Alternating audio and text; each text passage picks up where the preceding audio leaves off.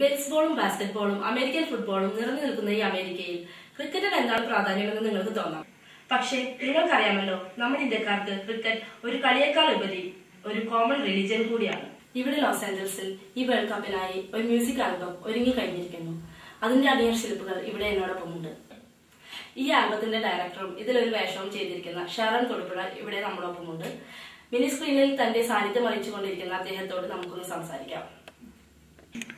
ഇങ്ങനെ ഒരു cricket album എടുക്കാനുള്ള പ്രചോദനം ഉണ്ടായിരുന്നു? ചെറുപ്പം മുതലേ ക്രിക്കറ്റിന് എന്റെ ജീവിതത്തിൽ ഒരു കളി എന്നതിനേക്കാൾ കൂടുതലായി എന്തൊക്കെയോ ഒരു സ്ഥാനം ഉണ്ടായിരുന്നു. അതുകൊണ്ട് ഇങ്ങനെ ഒരു മ്യൂസിക്കൽ വീഡിയോ എടുക്കുന്നതിനെ കുറിച്ച് ചിന്തിച്ചപ്പോൾ ആദ്യം മനസ്സിൽ വന്ന തീം ക്രിക്കറ്റ് തന്നെയായിരുന്നു. ഈ ആൽബത്തിലൂടെ നിങ്ങൾ എന്തെങ്കിലും മെസ്സേജ് ഉദ്ദേശിക്കുന്നുണ്ടോ? ഉണ്ട്.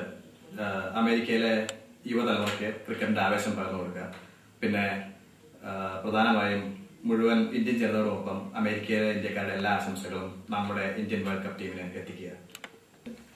ഈ ആൽബത്തിന്റെ വിജയത്തിന്റെ പിന്നിൽ എന്തെല്ലാമായിരുന്നു? ലോസ് ആഞ്ചലസിലെ മലയാളി സുഹൃത്തുക്കളെ എല്ലാവരുടെയും പൂർണ്ണ പിന്തുണ ഈ പ്രോജക്റ്റിലുണ്ടായിരുന്നു.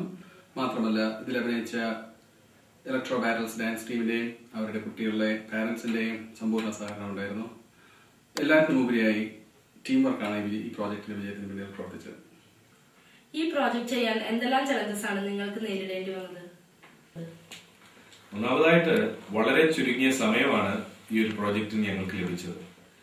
വളരെ തിരക്കേറിയ അമേരിക്കയിലെ ജീവിതത്തിനിടയിൽ ഇതിൽ അഭിനയിച്ച ആർട്ടിസ്റ്റുകളെയും അതുപോലെ തന്നെ മറ്റ് ടെക്നീഷ്യൻസിനെയും ഒന്നിച്ച് കോർഡിനേറ്റ് ചെയ്യുക എന്നുള്ളത് തന്നെ വലിയൊരു ചലഞ്ചായിരുന്നു.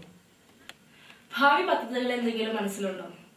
തീർച്ചയായും ഞങ്ങളുടെ ആൽബത്തിന്റെ വിജയം ഞങ്ങൾക്ക് ഭാവിയിലേക്കുള്ള കോൺഫിഡൻസ് തരുന്നു. സമീപ ഭാവിയിൽ 1-2 പ്രോജക്റ്റുകൾ ഞങ്ങളുടെ മനസ്സിലുണ്ട്.